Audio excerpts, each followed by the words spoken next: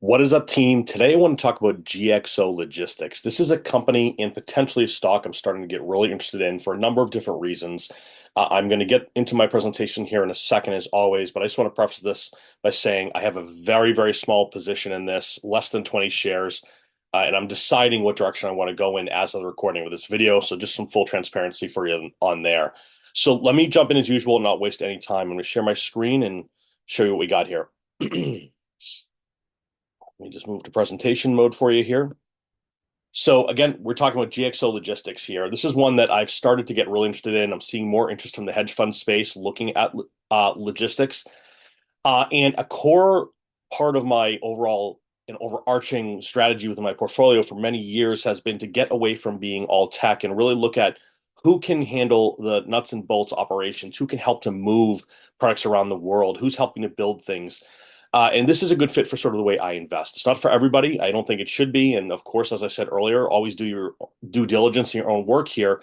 And what I'm also going to add is I'm going to go through sort of my view on GXO, what they do, how they do it, and their advantages, as well as the overall space. If this is something that you think is really interesting and you'd like me to go deeper into the numbers, I can do a second video that goes much deeper into the actual numbers. If you want to see numbers, comment financials below, and I'm happy to do that. So let's get started.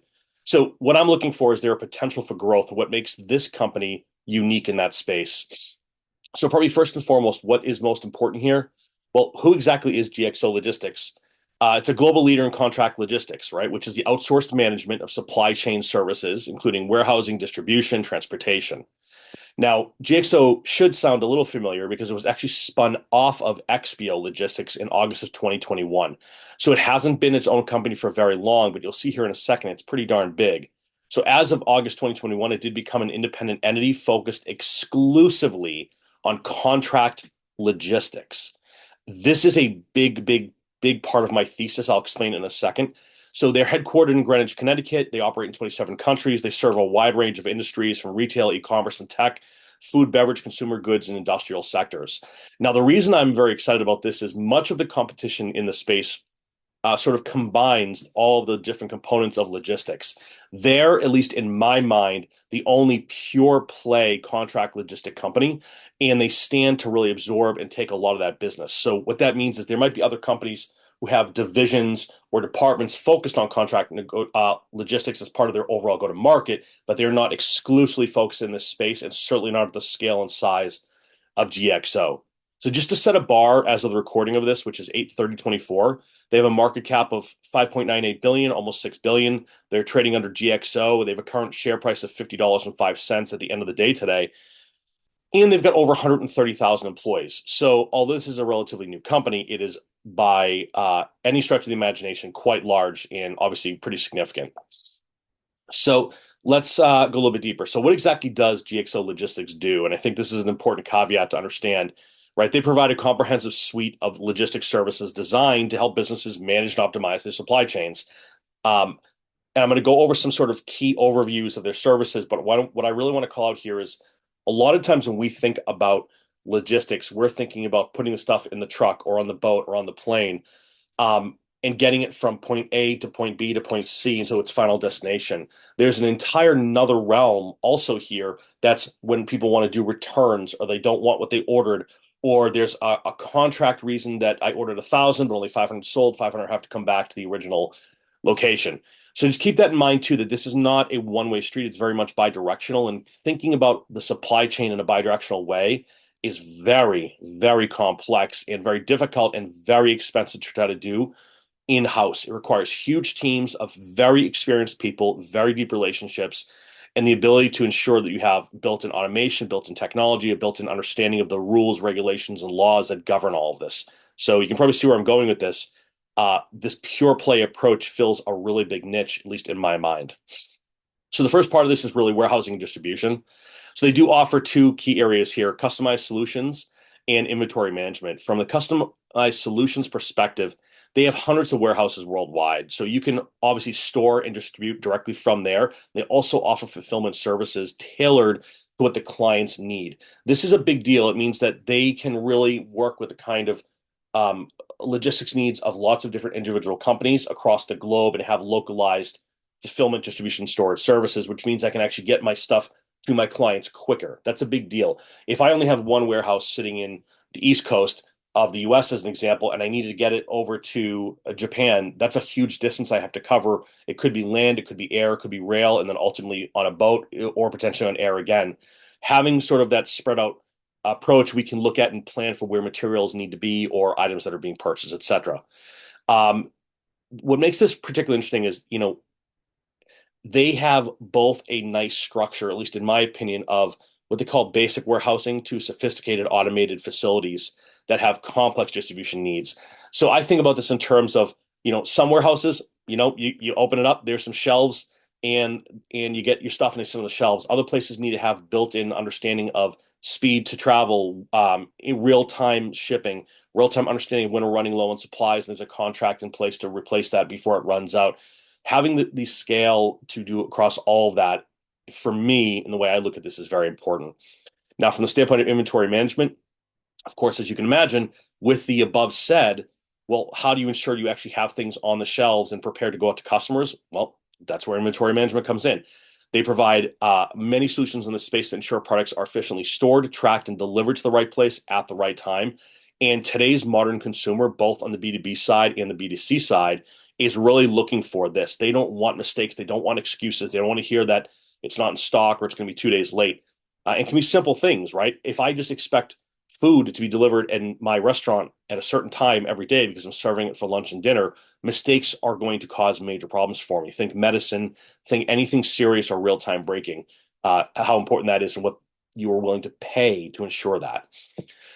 No surprise, I think, for anyone watching this or that watches my channel, right? E-commerce fulfillment is a huge piece of this, and you need to be able to scale based on your clients and the way they buy and ship, right? This is a big, big thing when you think about in terms of I both need to fill the shelves in a store. I also need to fill the front porch of a house that's in some rural area. We need to be able to think about those too. So scalable solutions, things like e-commerce logistics that provide end-to-end solutions for online retailers, right? Everything from processing the orders to packaging to last mile delivery. The goal here is fast and accurate delivery to those endpoint consumers. Now, I mentioned this at the very beginning, and I think this is not only growing, but growing in importance. And frankly, probably no other way to say this than just that it is a critical part of any e-commerce solution is returns management. They have to be able to offer reverse logistics. I mentioned this a moment ago, and they do, in fact, manage reverse logistics. So the idea behind this is how do they handle returns and exchanges efficiently to minimize cost and maximize customer satisfaction. I want you to think about this from perspective of any brand of any size, whether it's the giant household names or the two folks selling out of their basement. Whenever I have to have something shipped back, that hurts my margins. If I have to something exchanged, that hurts my margins. Getting it right the first time is a great way to actually not only have some predictability and understanding what that cost is going to be, but also when we do things like exchanges, it's doing it in the most efficient way to save as much margin as possible. So again, the goal here isn't just to ship things, it's to ship things in a predictable, cost-efficient way with an eye towards margins. Having someone who specializes in this space, for me as a business owner, is a big deal. Of course, automation and robotics. This should be no surprise to anyone who knows anything about warehouses or shipping. So from an advanced technology perspective, it's sort of my belief and what I've seen in the market that GXO is a leader in implementing automation and robotics in their logistics operations. So this includes things like using automated guided vehicles, robotic picking systems, advanced warehouse management systems, all with the goal of improving efficiency, accuracy, and speed in their operations. So what this means is we're really on top of having machines able to go up and down aisles, grab stuff off of a shelf, record it, place it, push it out the system. This is a big deal in terms of gigantic, huge warehouses that would really take a lot of stress for lots of people to work inside of them. Try to do this in a sort of succinct, efficient, high efficacy fashion. This isn't to replace people, of course. It's just saying that at this level of scale, we need to automate as much as possible, and they're doing that. The other piece, of course, is the AI side of this. In my research, what I've seen is GXO does leverage AI and machine learning to optimize routing, inventory levels, labor management, cost reduction, and improving service levels as well. I don't think I need to say much about those topics. It's pretty obvious. This is extremely important. Anywhere we can reduce churn, increase time to delivery, increase margins based on lack of problems or delivery issues, it's going to be huge for anyone. Of course, supply chain optimization is its own category, a massive category, and one that frankly requires its own sort of page here, right? They do leverage data-driven insights. So what they do, which I think is really interesting as we get away from sort of all the robotics and AI, is they also offer supply chain consulting and optimization services, right? So they help clients analyze their supply chain to identify inefficiencies, opportunities for cost savings. They also use that data analytics to model different scenarios and recommend the best strategies for improving supply chain performance. Now, you might say, yeah, okay, makes sense. But the reason this is such a big deal is it goes back to the margin and customer satisfaction piece is nothing is ever going to be perfect. There are storms, there are accidents, there are third-party global events that no one can predict that affect everything, right? The ability to have sort of a sussed out data model across a number of different scenarios is really important so you have a plan B through Z, so to speak, right? No matter what happens, you can still deliver things at least on time or as best as possible. Uh, as one would expect, anyone in this industry also has to be very clear on how they're looking at sustainability. So there is a known and focused view on sustainability, helping clients reduce carbon footprint through more efficient logistics practices, including optimizing transportation routes, reducing energy consumption of warehouses, etc. So I don't think I need to add any color there. It's a pretty obvious statement. Both their role as a consultant, as a company, is to focus on where they can be more sustainable and delivering those sustainable results to their clients who are also under more and more pressure to both do it for not only global reasons to help everyone, but also from stockholder reasons and government regulations too. Uh, Another part here is transportation management. So they do offer integrated solutions. What this means is they provide transportation management services, which is to coordinate the movement of goods across various modes of transport, right, to ensure timely and cost-effective delivery. What's interesting is they do offer both dedicated fleets and shared transportation solutions. I think this is particularly interesting. So, sometimes you need an entire truck, sometimes you need a third of a truck, sometimes you need, a whole plane, sometimes you need just a couple of cubic feet of it, right? So the fact that they can offer those kinds of solutions further help with that cost reduction perspective and the sustainability model too. And then, where are we without global reach, right? With operations across the world, they can manage complex cross-border logistics operations, ensuring that products are moving smoothly through international supply chains. A couple years back, you might remember a gigantic ship blocked the Suez Canal and the whole world went bazonk. This is where having the ability to work with other providers, other vendors, find different routes and be sustainable and have a high degree of efficacy during that is so important. So calling all of that out. Furthermore, they also offer industry-specific solutions. For anyone who doesn't know a lot or has never worked in or been around sort of logistics, industries all have very different requirements, whether it's next day delivery or 10-day delivery, right? That's not even getting into the scratching of the surface. We're talking about how cool does a vehicle need to be? What is the packaging? How how how do we get through certain countries? What is the risk profile of what we're shipping? Right? Are things going to go bad in shipping? Are there considerations for food, for medicine, for dates and timelines, for tracking, for when it turns hands over from point A to point B to point C? How are we tracking that and understanding things are maintaining um, sort of that efficiency through that process as well? So what we're really calling it here is just tailored services, right? So it's a tailored logistics solution that meets unique needs of all the different industries. I won't read everything on the screen, but I do want to call it out. There are a lot of products that require a high degree of both efficacy and efficiency in the way we ship, maintain, and expect what's going to come on the other end of it. So here's the deal. That was my first part purely on GXO. I would love for you to watch this next piece because I think this is really where most of the knowledge comes from. But if you're just interested in GXO, it's okay to jump off there. What I want to get into is why contract logistics is vital. And this is the thesis for why I believe this could be potentially a great opportunity. So I'm going to jump right in, right? So complex supply chains. We need to have customized solutions, right? Contract logistics, as we said earlier, involves outsourcing supply chain management functions. And it's also vital. It's not sort of needed. It's not a nice to have. It is vital for businesses that have complex supply chains to have customized solutions within their contract logistics. I'm not going to read everything on the screen here. I'll let you take a look at it. But I think it's really important to understand this is all about providing an endpoint that works for the customer and works for your customer's customer as well. Scalability is huge. As more and more businesses are taking advantage of e-commerce, they're becoming more global from a provider perspective. It's no longer enough just to leverage shipping from point A to point B. It's shipping across multiple points, having materials spread out through the globe so you can ship efficiently, and understanding regulations are very different from one country, one location to the next. So it's really important that you can both scale and offer that functionality, offer that localized support and knowledge. And it also means that if you own a retail e-commerce shop, you don't need to own your own warehouse. You don't need to rent your own warehouse. If they can offer that fulfillment service, that is huge. And it's an automatic cost savings. So it's sort of just a no-brainer to leverage a contract logistic company. I sort of already touched on this a little bit, but cost efficiency, of course, is huge, right? The more of this that I can take off of my own plate as a leader of my own company, the better it is for me, the better it is for my people. I don't know how to hire them the right way. I don't know what good looks like. I don't know how to buy or build my own warehouses. I may not have a strong negotiation point with vendors or fleets. This is where you get that scalability and cost efficiency. It's significant. Of course, risk management. This is major, major.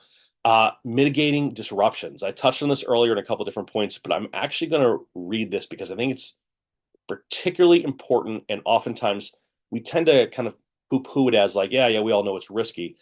But we are in a super volatile marketplace, right? Supply chain disruptions are happening more and more, and it seems like the weather's causing more problems. Issues across the globe politically are causing problems. Even competitive issues and strikes and things like that can cause problems, right? But having a good contract logistics provider, they're going to be equipped to handle these things with contingency plans, diversified networks, even technology that can both look at and act very quickly when things happen, right? A machine learning model that can quickly say, quick shift from here to here, that's a good call. And so, again, this is where it goes back to like, it's all about delivering that product to your end customer for maximum customer satisfaction. And then look, this is really obvious to business owners, but I want to focus on what my business does, right? If I sell t-shirts on ecom, or I do delivery of medicine, or I produce food, or I run a supermarket, right? I want to be able to maintain my focus on the core strategic values and mission that I'm looking at, not on this side of the business. This is a really big one too, right? Strategic focus. What is the core business that I am trying to solve for, grow, and strategically position for the next generation of people who come in? That's what I want to do. I don't want to worry about logistics. So that was it. That was a quick section. Hopefully this wasn't too bad of a timeline to watch all of this. I just want to say thanks for watching. If you haven't, I would love a like and subscribe on here. And what I really want to call out is I am happy to go deeper into the details, but I wanted to at least scratch the surface and see if there's enough people who are actually interested in learning not only about logistics and logistics companies, but when I think about the way I invest strategically, although the numbers are very important, okay, of course, earnings, balance sheets, income statements, we want to know all of this. More so than that is the general theme that I'm looking at when I'm investing. Do we have a big problem? It's trillions of dollars, yes. Do we have a gigantic solution? Yes. Do we have companies that are realizing they need to move into this market and get more help? Absolutely, yes. Is the cost of everything going up? Yes. Thematically, this to me feels like a space I want to take advantage of. And when I want to take advantage of a space, what I'm looking for are either the biggest or strongest players, the most uniquely diverse, the most uniquely positioned players, not diversified, the most uniquely positioned to win. And as the leader of independent contract logistics, this to me made sort of like a no-brainer moment to say, let's at least start here and dig into what the industry and the sector look like. So with that, thanks so much for watching. Really appreciate it. Have a good night.